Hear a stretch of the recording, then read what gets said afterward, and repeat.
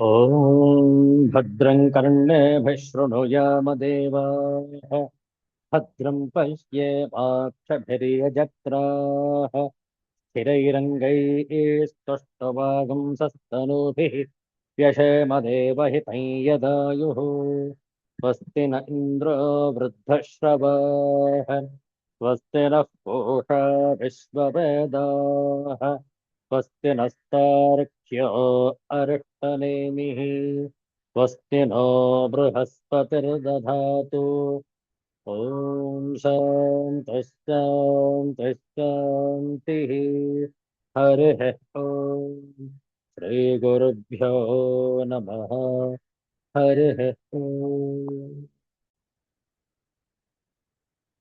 Universal prayer. O hidden light, vibrant in every atom.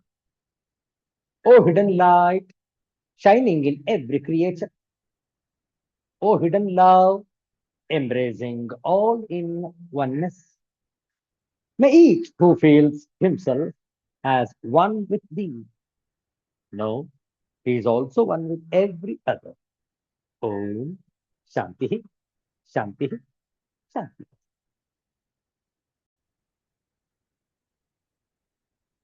ಇಂದು ಆದಿತ್ಯವಾಸರ ವೈಶಾಖ ಬಹುಳ ಬಿದಿಗೆ ಮೇ ತಿಂಗಳ 3ನೇ ತಾರೀಕು 2026ನೇ ಇಸವಿ.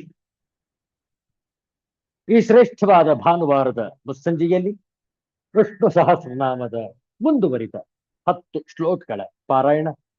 ತಾವು ಕೂಡ ನಮ್ಮೊಡನೆ ಪಾರಾಯಣವನ್ನು ಮಾಡಬಹುದು. ಪ್ರಾರಂಭದಲ್ಲಿ ಧ್ಯಾನ ಶ್ಲೋಕ. ಓಂ ಶಾಂತಾಕಾರಂ ಭುಜಗಶಯನಂ ಪದ್ಮನಾಭಂ ಸುರೇಶಂ ವಿಶ್ವಾಧಾರಂ ಗಗನ ಸದೃಶಂ ಮೇಘವರ್ಣಂ ಶುಭಾಂಗಂ ಲಕ್ಷ್ಮೀಕಾಂತಂ ಕಮಲನಯನಂ ಯೋಗಿಭಿರ್ಧ್ಯಾನಗಮ್ಯಂ ವಂದೇ ವಿಷ್ಣುಂ ಭವಭಯಹರಂ ಸರ್ವಲೋಕೈಕನಾಥಂ.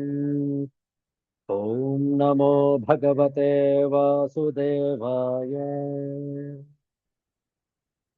ಉದ್ಭವಃ ಶೋಭಣೋ ದೇವಃ ಶ್ರೀಗರ್ಭಃ ಪರಮೇಶ್ವರಃ ಕರಣಂ ಕಾರಣಂ ಕರ್ತಾ ವಿಕರ್ತಾ ಗಹನೋ ಗುಹಃ ವ್ಯವಸಾಯೋ ವ್ಯವಸ್ಥಾನಃ ಸಂಸ್ಥಾನಸ್ಥಾನದೋ ಧ್ರುವಃ ಪರರ್ಧಿಃ ಪರಮಸ್ಪಷ್ಟಃ ತುಷ್ಟಃ ಪುಷ್ಟಃ ಶುಭೇಕ್ಷಣಃ ರಾಮೋ ವಿರಾಮೋ ವಿರಜಃ ಮಾರ್ಗೋ ನೇಯೋ ನಯೋ ನಯಃ ವೀರಃ ಶಕ್ತಿಮತಾಂ ಶ್ರೇಷ್ಠಃ ಧರ್ಮೋ ಧರ್ಮವಿದುತ್ತಮಃ ವೈಕುಂಠಃ ಪುರುಷಃ ಪ್ರಾಣಃ ಪ್ರಾಣದಃ ಪ್ರಣವಃ ಪೃಥುಃ ಹಿರಣ್ಯಗರ್ಭಃ ಶತ್ರುಘ್ನಃ ವ್ಯಾಪ್ತೋ ವಾಯುರಧೋಕ್ಷಜಃ ಋತುಃ ಸುದರ್ಶನಃ ಕಾಲಃ ಪರಮೇಷ್ಠಿ ಪರಿಗ್ರಹಃ ಉಗ್ರತ್ ಸಂವತ್ಸರೋ ದಕ್ಷಃ ವಿಶ್ರಾಮೋ ವಿಶ್ವದಕ್ಷಿಣಃ ವಿಸ್ತಾರಸ್ಥಾವರಸ್ಥಾಣುಃ ಪ್ರಮಾಣಂ ಬೀಜಮವ್ಯಯಂ ಅರ್ಥೋನರ್ಥೋ ಮಹಾಕೋಶಃ ಮಹಾಭೋಗೋ ಮಹಾಧನಃ ಅನಿರ್ವಿಣ್ಣಸ್ಥವಿಷ್ಠೋ ಭೂಃ ಧರ್ಮಯೋಪೋ ಮಹಾಮಖಃ ನಕ್ಷತ್ರನೇಮಿರ್ನಕ್ಷತ್ರೀ ಕ್ಷಮಃ ಕ್ಷಾಮಃ ಸಮೀಹನಃ ಯಜ್ಞ ಇಜ್ಯೋ ಮಹೇಜ್ಯಶ್ಚ ಕ್ರತುಃ ಸತ್ರಂ ಸತಾಂಗತಿಃ ಸರ್ವದರ್ಶೇ ವಿಮುಕ್ತಾತ್ಮ ಸರ್ವಜ್ಞೋ ಜ್ಞಾನಮುತ್ತಮಂ ಸುವ್ರತಃ ಸುಮುಖಃ ಸೂಕ್ಷ್ಮಃ ಸುಘೋಷಃ ಸುಖದಃ ಸುಹೃತ್ ಮನೋಹರೋ ಜಿತಕ್ರೋಧಃ ವೀರಬಾಹುರ್ವಿದಾರಣಃ ವಾಪನಸ್ವವಶೋ ವ್ಯಾಪಿ ನೈಕಾತ್ಮಾ ನೈಕಕರ್ಮಕೃತ್ ವತ್ಸರೋ ವತ್ಸಲೋ ವತ್ಸೀ ರತ್ನಗರ್ಭೋ ಧನೇಶ್ವರಃ. ಓಂ ಶಾಂತಿ ಶಾಂತಿ ಶಾಂತಿ.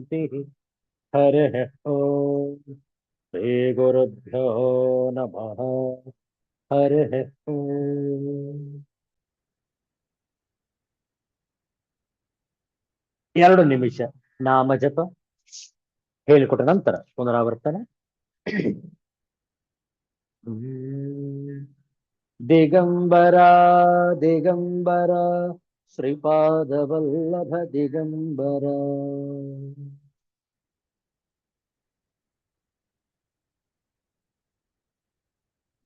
ದಿಗಂಬರ ದಿಗಂಬರ ಶ್ರೀಪಾದವಲ್ಲಭ ದಿಗಂಬರ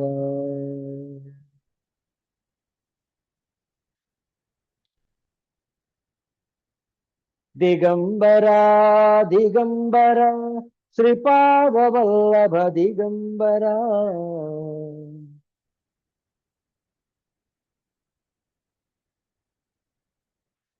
ಬ್ರಹ್ಮ ವಿಷ್ಣು ಮಹೇಶ್ವರ ಶ್ರೀಪಾದವಲ್ಲಭ ದಿಗಂಬರ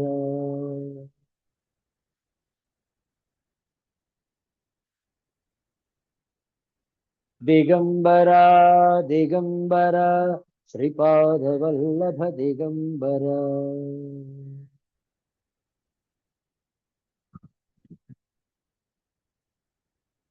ದಿಗಂಬರ ದಿಗಂಬರ ಶ್ರೀಪಾದವಲ್ಲಭ ದಿಗಂಬರ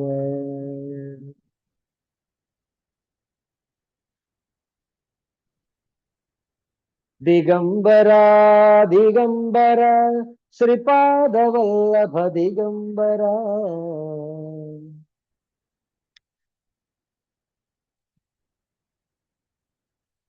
ಬ್ರಹ್ಮ ವಿಷ್ಣು ಮಹೇಶ್ವರ ಶ್ರೀಪಾದವಲ್ಲಭ ದಿಗಂಬರ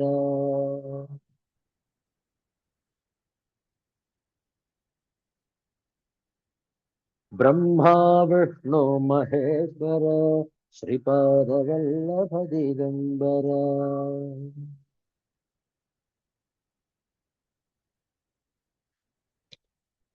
ಶ್ರೀಪಾದವಲ್ಲಭ ದಿಗಂಬರ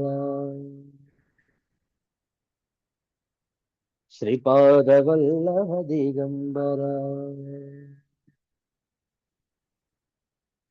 ಸಿದ್ಧಾಂತ ಅವಧೂತ ಚಿಂತನೆ ಶ್ರೀ ಗುರುದೇವ ದತ್ತ ಜೈ ಜೈ ರಘುವೀರ ಸಮರ್ಥ.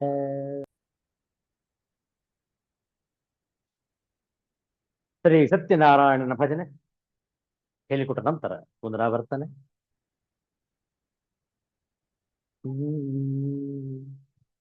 ಸತ್ಯನಾರಾಯಣ ಬದರಿ ನಾರಾಯಣ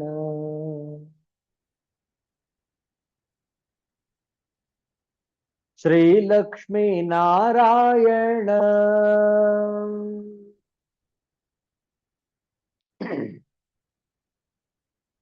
ಸಾಸಿರ ನಾಮನೆ ನಾರಾಯಣ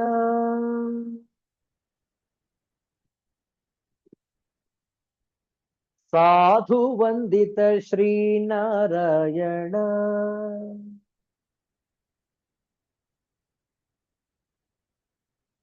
ಸಂತಾಪ ಹರಿಸೋ ನಾರಾಯಣ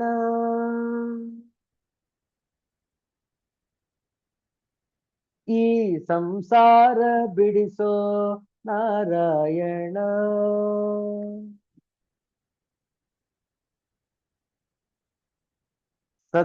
ಸತ್ಯನಾರಾಯಣ ಬದರಿ ನಾರಾಯಣ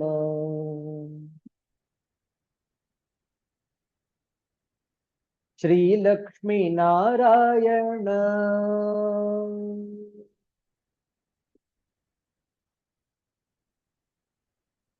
ಭಕ್ತರ ಬಂಧುನಿ ನಾರಾಯಣ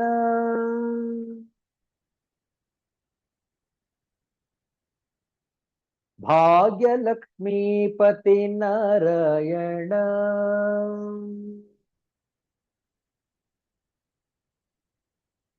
ಭವಬಂಧನ ಹರಿಸೋ ನಾರಾಯಣ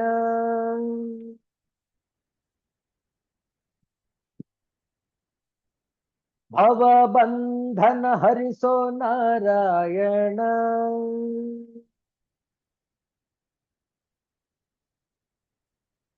ಬಾಗಿನ ಮಿಪೆನಯ್ಯ ನಾರಾಯಣ.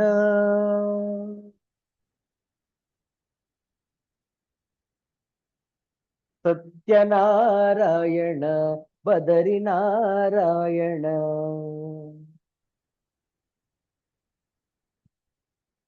ಶ್ರೀಲಕ್ಷ್ಮೀ ನಾರಾಯಣ.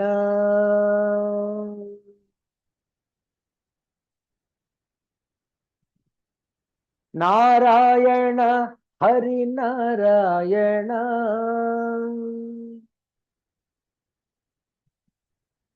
ನಿನ್ನ ನಾಮ ಒಂದೇ ಸಾಕು ನಾರಾಯಣ.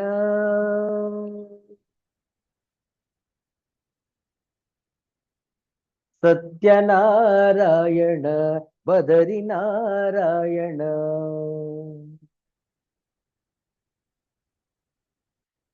ಶ್ರೀಲಕ್ಷ್ಮೀ ನಾರಾಯಣ.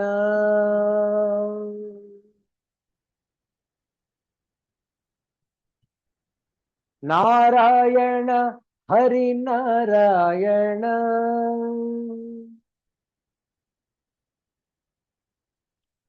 ನಾರಾಯಣ ಶ್ರೀಮನ್ನಾರಾಯಣ.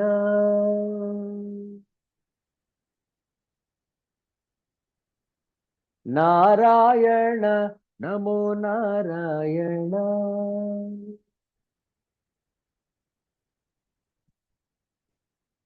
ನಾರಾಯಣ ಭಜಮನ್ನಾರಾಯಣ.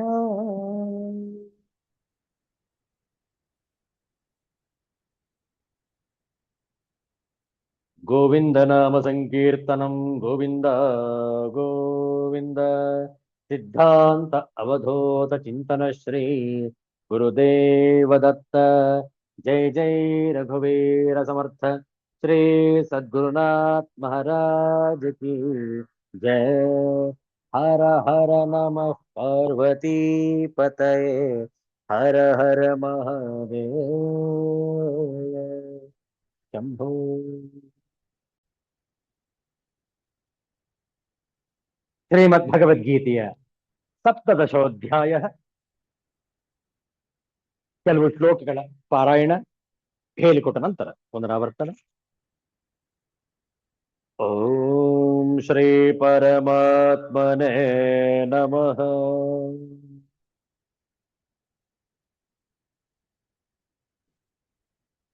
ಅಥ ಸಪ್ತದಶೋಧ್ಯಾಯಃ ಶ್ರದ್ಧಾತ್ರಯ ವಿಭಾಗ ಯೋಗಃ.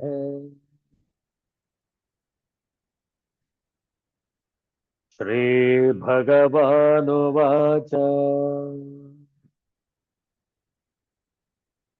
ಶ್ರದ್ಧಯಾ ಪರಯಾ ತಪ್ತಂ ತಪಸ್ತತ್ರ ವಿಧನ್ನರೈಃ.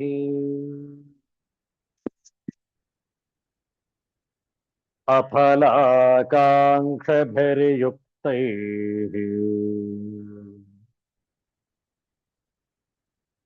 ಸಾತ್ವಿಕಂ ಪರಿಚಕ್ಷತೆ.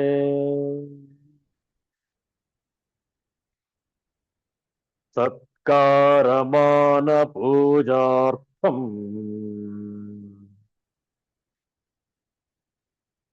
ತಪೋದಂಭೇನ ಚೈವ ಯತ್.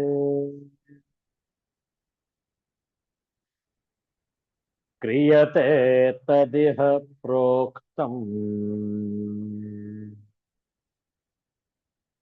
ರಾಜಸಂ ಚಲಮಧ್ರುವಂ. ಮೂಢಗ್ರಾಹೇಣಾತ್ಮನೋ ಯತ್ ಪೀಡಯಾ ಕ್ರಿಯತೆ ತಪಃ.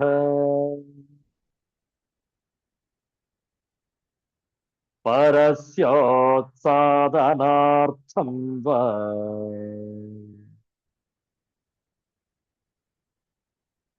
ತತ್ತಾಮಸಮುದಾಹೃತಂ.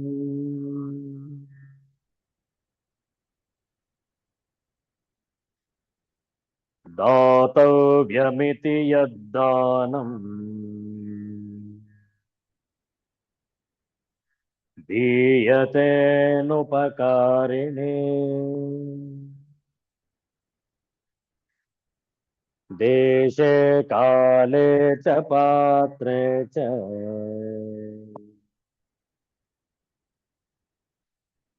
तद्दानं सात्विकं स्मृतम्।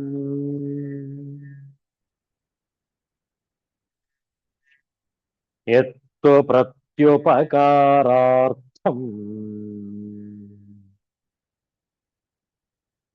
फलमुद्दिश्य वा पुनः दीयते च परिक्लिष्टम् तद्दानं राजसं स्मृतम्।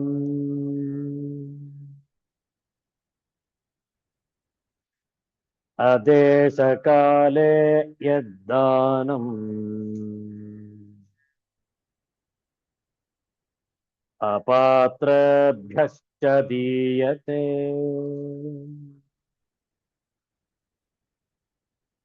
असत्कृतमवज्ञातम् तत्तामसमुदाहृतम्।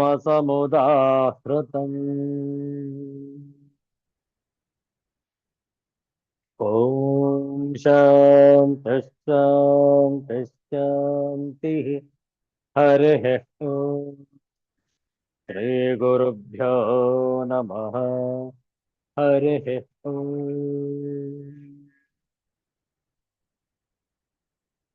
ದಾನದ ವಿಚಾರವನ್ನು ಮಾಡ್ತಾ ಇದ್ದೇವೆ. 3 ವಿಧ: ಸಾತ್ವಿಕ ದಾನ, ರಾಜಸಿಕ ದಾನ, ತಾಮಸಿಕ ದಾನ. ತಾಮಸಿಕ ದಾನದ ವರ್ಣನೆ ಹೇಗಿದೆ ನೋಡಿ, 22ನೇ ಶ್ಲೋಕ.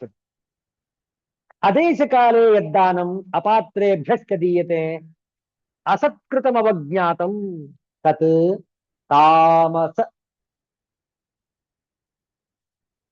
तत् तामसमुदाहृतम। किंतु जो दान प्रत्युपकार की भावना से या कर्म फल की इच्छा से या अनिच्छा पूर्वक किया जाता है वह रजोगुणी राजस कहलाता है। ಇದು ಹಿಂದಿನ ಶ್ಲೋಕದ ವಿವರಣೆ. 22ನೇ ಶ್ಲೋಕದ್ದು ಇಂಗ್ಲಿಷ್ ನಲ್ಲಿ ನೋಡುವ. And charity performed at an improper place and time and given to unworthy persons without respect and with contempt is charity in the mood of ignorance.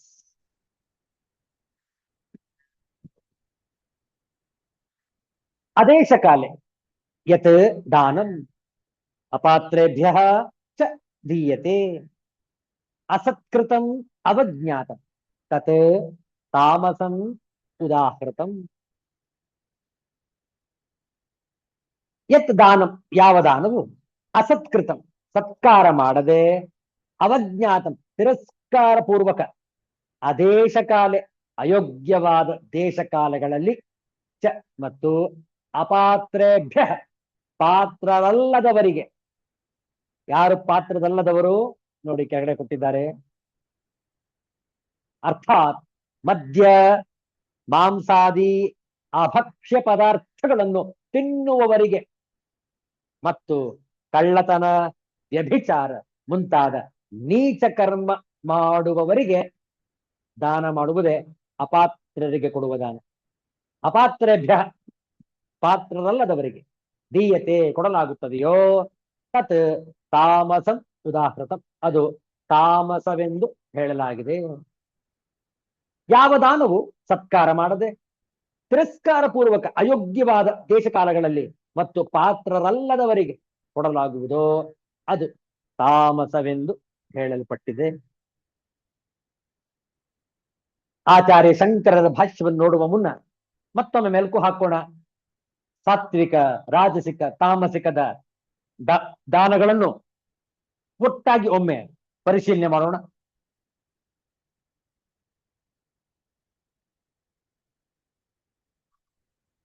ದಾನವನ್ನು ಪಡೆಯುವ ಸತ್ಪಾತ್ರರಿಗೆ ಅಭಿವಾದನ, ಕುಶಲ ಪ್ರಶ್ನೆ, ಪ್ರಿಯವಾದ ಮಾತು, ಆಸನಾದಿಗಳ ಮೂಲಕ ಸತ್ಕಾರವನ್ನು ಮಾಡಿ ದಾನವನ್ನು ಕೊಡಬೇಕು. ಉಪಕಾರ ಸ್ಮರಣೆಯು ಉಪಕೃತರ ಕರ್ತವ್ಯವಾಗಿರುವುದರಿಂದ ಅವರು ದಾನಿಗೆ ಆದರ ಪೂರ್ವಕವಾಗಿ ನಮಸ್ಕರಿಸಿದಾಗ, ಒಳ್ಳೆಯ ಮಾತುಗಳನ್ನು ಆಡಿದಾಗ ಮನಃಪೂರ್ವಕವಾಗಿ ಸ್ವೀಕರಿಸುವುದು ತಪ್ಪೇನಲ್ಲ.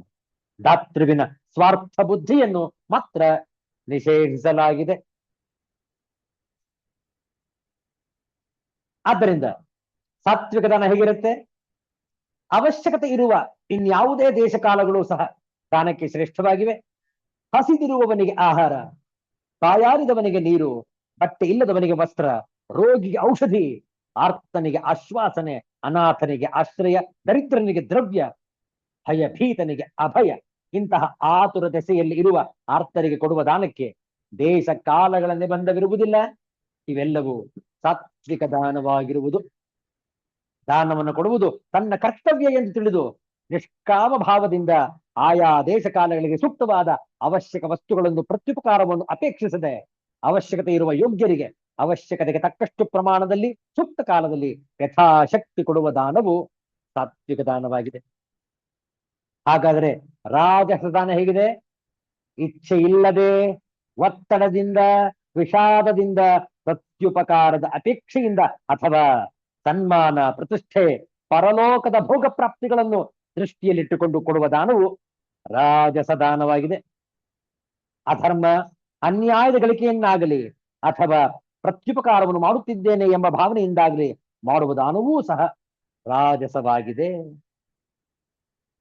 ಸತ್ಕಾರವಿಲ್ಲದೆ, ಈಗ ತಾಮಸಿಕ ದಾನ, ಸತ್ಕಾರವಿಲ್ಲದೆ ತಿರಸ್ಕಾರ ಪೂರ್ವಕವಾಗಿ, ಗೌರವವಿಲ್ಲದೆ ಅಪಹಾಸ್ಯ ಮಾಡಿ, ಅವಹೇಳನ ಮಾಡಿ, ಬೈದು ತಿರುಗಿ ಬರದಂತೆ ಎಚ್ಚರಿಕೆ ನೀಡಿ ಅಥವಾ ಪ್ರತ್ಯುಪಕಾರವನ್ನು ಬಯಸಿ ಮಾಡುವ ದಾನವು ತಾಮಸ ದಾನವಾಗಿದೆ. ದೇಶ ಕಾಲಗಳಿಗೆ ಸೂಕ್ತವಲ್ಲದ, ಅವಶ್ಯಕತೆ ಇಲ್ಲದ ವಸ್ತುಗಳನ್ನು ಅವಶ್ಯಕತೆ ಇಲ್ಲದ ಅಪಾತ್ರ ಅನರ್ಹ ವ್ಯಕ್ತಿಗಳಿಗೆ, ಅರ್ಹರಲ್ಲದ ವ್ಯಕ್ತಿಗಳಿಗೆ ಅಥವಾ ನೀಚ ಬುದ್ಧಿಯ ಜನರಿಗೆ ಕೊಡುವ ದಾನವೂ ಸಹ ತಾಮಸ ದಾನವಾಗಿದೆ. ಕೆಲವು ದಾನಗಳಂತೂ ಇನ್ನೂ ಹೆಚ್ಚಿನ ನೀಚ ಶ್ರೇಣಿಯವಾಗಿದ್ದು ಅವು ದಾನ ಕೊಡುವವನನ್ನು ಅಧೋಗತಿಗೆ ಕೊಂಡೊಯ್ಯುತ್ತದೆ. ಉದಾಹರಣೆಗೆ ಕಟುಕನಿಗೆ ಹಸುವಿನ ದಾನ ಇತ್ಯಾದಿ. ಈ ರೀತಿಯಲ್ಲಿ ಯಾವುದೇ ಮನುಷ್ಯನಲ್ಲಿರುವ ಸಾತ್ವಿಕ, ರಾಜಸ, ತಾಮಸ ಗುಣಗಳಲ್ಲಿ ಯಾವ ಗುಣವು ಪ್ರಧಾನವಾಗಿದೆ ಎಂಬುದನ್ನು ಅವನು ಮಾಡುವ ಪೂಜೆ, ಯಜ್ಞ, ತಪಸ್ಸು, ದಾನ ಮುಂತಾದವುಗಳಿಂದ ಹಾಗೂ ಅವನು ಸೇವಿಸುವ ಆಹಾರದಿಂದ ಗುರುತಿಸಬಹುದಾಗಿದೆ. ಯಜ್ಞ, ದಾನ, ತಪಸ್ಸುಗಳು ಕರ್ಮಗಳೇ ಆಗಿರುವುದರಿಂದ ಅವುಗಳನ್ನು ಸಾತ್ವಿಕ ರೀತಿಯಿಂದ ನಿಸ್ವಾರ್ಥ, ನಿಷ್ಕಾಮ, ಭಗವದರ್ಪಣ ಭಾವದಿಂದ ಆಚರಿಸಿದಾಗ ಮಾತ್ರ ಸಕಲ ದೋಷ ನಿವೃತ್ತಿಯಾಗಿ ಚಿತ್ತಶುದ್ಧಿಯಾಗುತ್ತದೆ. ಆಚಾರ್ಯ ಶಂಕರರ ಭಾಷ್ಯವನ್ನು ನೋಡೋಣ. ಈ 22ನೆಯ ಶ್ಲೋಕ.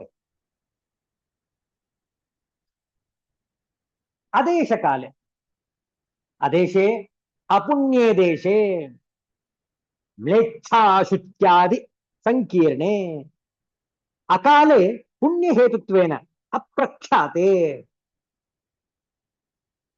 ಸಂಕ್ರಾಂತ್ಯಾದಿ ವಿಶೇಷರಹಿತೆ ಅಪಾತ್ರೇಭ್ಯಶ್ಚ ಮೂರ್ಖತಸ್ಕರಾದಿಭ್ಯಃ ದೇಶಾದಿ ಸಂಪತ್ತೌ ವಾ ಅಸತ್ಕೃತಂ ಪ್ರಿಯವಚನ ಪಾದ ಪ್ರಕ್ಷಾಳನ ಪೂಜಾದಿರಹಿತಂ ಅವಜ್ಞಾತಂ ಪಾತ್ರ ಪರಿಭವಯುಕ್ತಂ ಚ ಯತ್ ದಾನಂ ತತ್ ತಾಮಸಂ ಉದಾಹೃತಂ.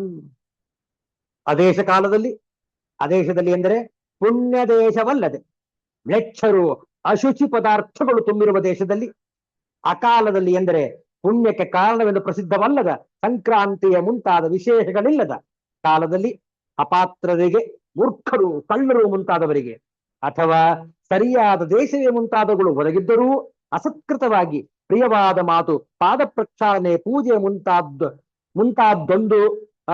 ಮುಂತಾದ ಕ್ರಿಯೆಗಳು ಒಂದೂ ಇಲ್ಲದೆ ಅವಜ್ಞಾತವಾಗಿ ಪಾತ್ರರಾದವರನ್ನು ಧಿಕ್ಕಾರ ಮಾಡುವುದರೊಡನೆ ಯಾವ ದಾನವನ್ನು ಕೊಡುವರೋ ಅದು ತಾಮಸವೆನಿಸುವುದು.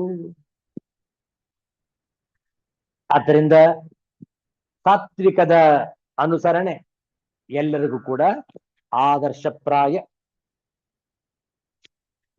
ಮುಂಬರುವಂತಹ ಶ್ಲೋಕಗಳಲ್ಲಿ ಯಾವ ರೀತಿ ನಾವು ಬ್ರಹ್ಮನನ್ನ ಕುರಿತು ಧ್ಯಾನಿಸಬೇಕು ಅನ್ನುವಂತಹ ನಿರ್ದೇಶನವಿದೆ. ಅದನ್ನು ಮುಂದಿನ ವಾರ ಮುಂದುವರಿಸೋಣ.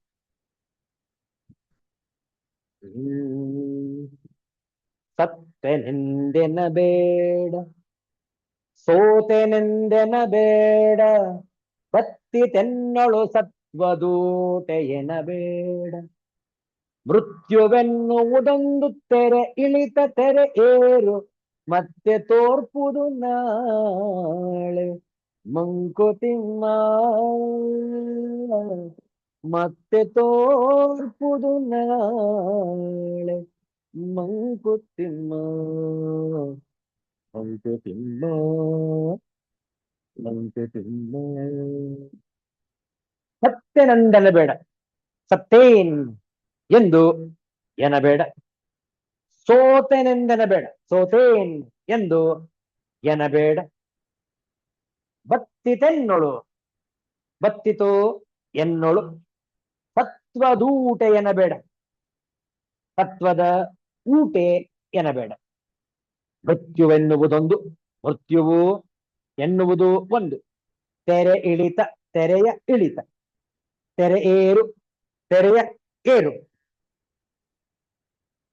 ಊಟೆ ಹೊರತೆ, ತೆರೆ ಕಡಲ ಅಥವಾ ಅಲೆ, ಏರು ಮೇಲೆ ಏಳುವುದು. ತಾತ್ಪರ್ಯ ನೋಡಿ, ನಾನು ಸೋತೆ, ನನ್ನಲ್ಲಿ ಇನ್ನೂ ಶಕ್ತಿ ಇಲ್ಲ, ನನ್ನಲ್ಲಿ ಶಕ್ತಿಯ ಹೊರತೆ ಬತ್ತಿ ಹೋಗಿದೆ, ಹಾಗಾಗಿ ನಾನು ಸತ್ಯನೆಂದೇ ತಿಳಿಯುತ್ತೇನೆ ಎಂದು ಬದುಕಿನ ಹೋರಾಟದಲ್ಲಿ ಹತಾಶೆಯನ್ನು ತಾಳಬೇಡ. ಸಾವು ಎನ್ನುವುದು ಕಡಲ ಮೇಲಿನ ಅಲೆಯಂತೆ, ಒಮ್ಮೆ ಮೇಲೆದ್ದರೆ ಒಮ್ಮೆ ಇಳಿಯುತ್ತದೆ ಮತ್ತು ಮತ್ತೆ ಮೇಲೆ ಏಳುತ್ತದೆ. ಹಾಗಾಗಿ ನಿರಾಶೆ ಹತಾಶೆಗಳಿಗೆ ಬಲಿಯಾಗಬೇಡ ಎಂಬ ಬುದ್ಧಿವಾದವನ್ನು ನೀಡಿದ್ದಾರೆ ನಮಗೆ ಮಾನ್ಯ ಗುಂಡಪ್ಪನವರು ಈ ಮುಕ್ತಕದಲ್ಲಿ. Don't entertain such thoughts. I am dead. I am defeated. I have no more life strength left in me. That is merely a low tide at sea. High tide will come again tomorrow. Maintain hope, Mankutima. Perhaps DVG is talking about death of someone we completely rely on. It may not be one's own death, but in the grand scheme of the perpetual universe and rebirth, the same could be valid for one's own death as well.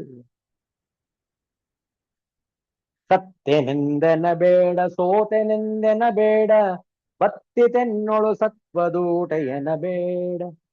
ಮೃತ್ಯುವೆನ್ನುವುದೊಂದು ತೆರೆ ಇಳಿತ ತೆರೆ ಏರು, ಮತ್ತೆ ತೋರ್ಪುದು ನಾಳೆ ಮಂಕುತಿಮ್ಮ, ಮತ್ತೆ ತೋರ್ಪುದು ನಾಳೆ ಮಂಕುತಿಮ್ಮ, ಮಂಕುತಿಮ್ಮ. ನಾವೆಲ್ಲ ಹುಟ್ಟಿದಾರಭ್ಯ ಏನಾದರೊಂದು ಕೆಲಸ ಮಾಡುತ್ತಲೇ ಇರುತ್ತದೆ. ಬಾಲ್ಯದಲ್ಲಿ ಆಟ ಮತ್ತು ಚೇಷ್ಟ, ಯೌವನದಲ್ಲಿ ಸಾಧನೆಯ ಓಟ, ಪ್ರೌಢಾವಸ್ಥೆಯಲ್ಲಿ ಕರ್ತವ್ಯ ನಿರ್ವಹಣೆಗೆ ಸಕ್ರಿಯತೆಯ ಪ್ರವೃತ್ತಿ. ಹೀಗೆ ಬದುಕಿನುದ್ದಕ್ಕೂ ಏನಾದರೊಂದು ಮಾಡುತ್ತಲೇ ಇರುವ ಪ್ರವೃತ್ತಿ ನಮ್ಮದು. ಇದು ಸಹಜವಾಗೇ ಇದೆ. ಆದರೆ ವಾರ್ಧಕ್ಯದಲ್ಲಿ ದೈಹಿಕ ಶಕ್ತಿ ಎಡಗಿ ಅಥವಾ ಶಕ್ತಿಯೊಡಗಿ ಶಕ್ತಿ ಅಡಗಿ ಹೋಗಿ ಮನಸ್ಸಿನಲ್ಲಿ ಓಡುವ ವಿಚಾರಗಳಿಗೆ ಪೂರಕವಾಗಿ ದೇಹದ ಶಕ್ತಿ ಇರದಿದ್ದರೆ ಆಗ ಅಯ್ಯೋ ಕೈಲಾಗುತ್ತಿಲ್ಲವಲ್ಲ ಎಂಬ ಒಂದು ರೀತಿಯ ಹತಾಶೆಯ ಭಾವ ಬರುತ್ತದೆ. ಇದು ಕೂಡ ಸಹಜವಾಗೇ ಇದೆ. ಆದರೆ ಈ ಹತಾಶೆ ನಮಗೆ ಕೊರಗನ್ನು ಹಚ್ಚಬಾರದು ಮತ್ತು ನಾವು ಕೊರಗುವಂತಾಗಿ ಮಾನಸಿಕವಾಗಿ ಕುಗ್ಗಬಾರದು.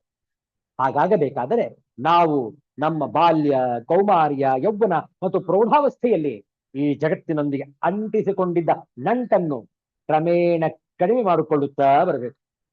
ಆಗ ಮನಸ್ಸಿನ ಕಾಮನೆಗಳ ಓಟವೂ ಕಡಿಮೆಯಾಗಿ ಮನಸ್ಸು ಮತ್ತು ದೇಹಗಳ ಪರಸ್ಪರ ಶಕ್ತಿ ಒಂದು ಸಮನ್ವಯಕ್ಕೆ ಬಂದು ನಿರಾಶೆ ಹತಾಶೆಗಳಿಲ್ಲದ ಒಂದು ನಿರಾಳ ಅಥವಾ ಶಾಂತ ಭಾವ ಮೂಡುತ್ತದೆ.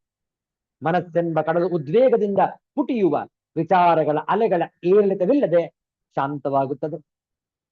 ಮನಸ್ಸು, ಬುದ್ಧಿ, ದೇಹ ಮತ್ತು ಆತ್ಮಗಳ ಸಮ್ಮಿಲನದಿಂದಾದ ಮನಸ್ಸು, ಬುದ್ಧಿ, ದೇಹ ಮತ್ತು ಆತ್ಮಗಳ ಸಮ್ಮಿಲನದಿಂದಾದ ನಮ್ಮ ಅಸ್ತಿತ್ವಕ್ಕೆ ನಾವು ನಾನು ಎಂಬುದನ್ನು ಸೇರಿಸಿಕೊಂಡು ಅಹಂಕಾರದಿಂದ ಈ ಜಗತ್ತಿಗೆ ಅಂಟಿಕೊಂಡು ತೊಳಲಾಡುತ್ತೇವೆ. ಈ ಮನಸ್ಸು, ಬುದ್ಧಿ, ದೇಹ ಮತ್ತು ಆತ್ಮಗಳು ಅದೆಷ್ಟು ಬಾರಿ ಒಂದುಗೂಡಿ ಮತ್ತೆ ಬೇರಾಗಿವೆಯೋ ನಮಗೆ ಗೊತ್ತಿಲ್ಲ. ಪ್ರತಿ ಬಾರಿ ಅವು ಒಂದುಗೂಡಿದಾಗಲೂ ನಮಗೆ ಒಂದು ಹೊಸತನದ ಅನುಭವ. ಈ ಜಗತ್ತಿನೊಂದಿಗೆ ನಂಟಿನ ಅಂಟು. ಮೃತ್ಯುವೆನ್ನುವುದೊಂದು ತೆರೆ ಇಳಿತ ಎಂದು ಹೇಳುತ್ತಾ ಮಾನ್ಯ ಡಿವಿಜಿಯವರು ಈ ಹುಟ್ಟು ಸಾವುಗಳೆಂಬುದು ಸಮುದ್ರದ ಅಲೆಗಳಂತೆ ಮೇಲೆದ್ದು ಕೆಳ ಬೀಳುತ್ತಾ ಮತ್ತೆ ಮೇಲಿಡುತ್ತೇವೆ. ಇದು ಪ್ರಕೃತಿಯಲ್ಲಿ ಸಕಲ ಜೀವರಾಶಿಗಳಲ್ಲೂ ಸಹಜವಾಗಿ ನಡೆಯುವ ಪ್ರಕ್ರಿಯೆ. ಹಾಗಾಗಿ ಕೊರಗಬೇಡ ಎನ್ನುವ ಕಿವಿ ಮಾತನ್ನು ನಮಗೆ ಡಿವಿಜಿಯವರು ಹೇಳುತ್ತಾರೆ. ಹೇಗೆ ಹುಟ್ಟು ನಮ್ಮ ಕೈಯಲ್ಲಿಲ್ಲವೋ ಹಾಗೆಯೇ ಸಾವೂ ಸಹ ನಮ್ಮ ಕೈಯಲ್ಲಿಲ್ಲ. ನಾನು ಹುಟ್ಟಿದ್ದೇನೆ, ನಾನು ಮಾಡುತ್ತೇನೆ, ಇದು ನನ್ನ ಶಕ್ತಿ, ನಾನು ಬದುಕುತ್ತೇನೆ, ನಾನು ಸಾಯುತ್ತೇನೆ ಎನ್ನುವಂತಹ ಮಾನುಷಿ ಮತ್ತು ಪ್ರಾಕೃತ ಭಾವನೆಗಳನ್ನು ತೊರೆದು ಸಕಲವು ಆ ಪರಮಾತ್ಮನ ಲೀಲಾ ವಿನೋದದ ಒಂದು ಜಗನ್ನಾಟಕ. ನಾವು ಪಾತ್ರಧಾರಿಗಳು. ಸೂತ್ರಧಾರ ನಮಗೆ ಇತ್ತ ಪಾತ್ರವನ್ನು ಮತ್ತು ಅದನ್ನು ನಿರ್ವಹಿಸಲು ನಮಗಿತ್ತ ಶಕ್ತಿಯನ್ನು ಸದುಪಯೋಗಪಡಿಸುತ್ತಾ ಜಗತ್ತಿಗೆ ಅಂಟದೆ ತನ್ನ ಪ್ರಮೇಯವೇ ಇಲ್ಲದೆ ಸಮುದ್ರದಲ್ಲಿ ಮೇಲೆದ್ದು ಬೀಳುವ ಅಲೆಗಳಂತೆ ನಾವು ಸಹ ಹುಟ್ಟಿ ಬದುಕಿ ಅಂತ್ಯಗೊಳ್ಳುವುದೂ ಸಹ ಆ ಪರಮಾತ್ಮನ ಇಚ್ಛೆಯಂತೆ ಎಂದು ಮನಗೊಂಡು ಬದುಕಬೇಕು. ಹಾಗಾದರೆ ನಾವು ನೋವು, ನಿರಾಶೆ ಮತ್ತು ಹತಾಶೆಗಳಿಂದ ಮುಕ್ತರಾಗಬಹುದು. ಸುಖದ ಜೀವನ ಪ್ರತಿಯೊಬ್ಬರ ಆಂತರಿಕದ ಹಕ್ಕು. ಎಲ್ಲವನ್ನು ನಿಭಾಯಿಸಿಕೊಂಡು ಎಲ್ಲರಲ್ಲೂ ಕೂಡ ಪ್ರೇಮದಿಂದ, ಪ್ರೀತಿಯಿಂದ ವರ್ತಿಸುತ್ತಾ ಎಲ್ಲರೊಡಗೂಡಿ ಬಾಳುವಂಥದ್ದೇ ಸಾರ್ಥಕ ಬದುಕು. ಇಂತಹ ಬದುಕನ್ನು ನಾವು ಯಜ್ಞ, ದಾನ, ತಪಸ್ಸುಗಳಿಂದ ಕೂಡಿಸಿಕೊಂಡಾಗ ಮತ್ತಷ್ಟು ಬದುಕು ಉಜ್ವಲವಾಗುವುದು, ದೇದೀಪ್ಯಮಾನವಾಗುವುದು. ಇಂತಹ ಬದುಕನ್ನು ನಾವೆಲ್ಲರೂ ಕೂಡ ಸಾರ್ಥಕವಾಗಿ ಬದುಕಿಸೋಣ, ಬಾಳೋಣ, ಜೀವನವನ್ನು ಅತ್ಯಂತ ತೃಪ್ತಿಯಿಂದ ಸಾಗಿಸೋಣ. ಉಳಿದ ವಿಚಾರಗಳನ್ನು ಮುಂದಿನ ವಾರ ಮುಂದುವರಿಸೋಣ. ಶಾಂತಿ ಮಂತ್ರ. ಓಂ ಸರ್ವೇ ಭವಂತು ಸುಖಿನಃ, ಸರ್ವೇ ಸಂತು ನಿರಾಮಯಾಃ, ಸರ್ವೇ ಭದ್ರಾಣಿ ಪಶ್ಯಂತು, ಮಾ ಕಶ್ಚಿತ್ ದುಃಖಭಾಗ್ ಭವೇತ್. ಓಂ ಶಾಂತಿ ಶಾಂತಿ ಶಾಂತಿ. ಹರಿ ಓಂ. ಶ್ರೀ ಗುರುಭ್ಯೋ ನಮಃ. ಹರಿ ಓಂ. ಮತ್ತೆ ಭೇಟಿಯಾಗೋಣ. ಎಲ್ಲರಿಗೂ ಒಳಿತಾಗಲಿ, ಎಲ್ಲರಿಗೂ ಶುಭವಾಗಲಿ. ಜೈ ಶ್ರೀ ಗುರುದೇವ ದತ್ತ.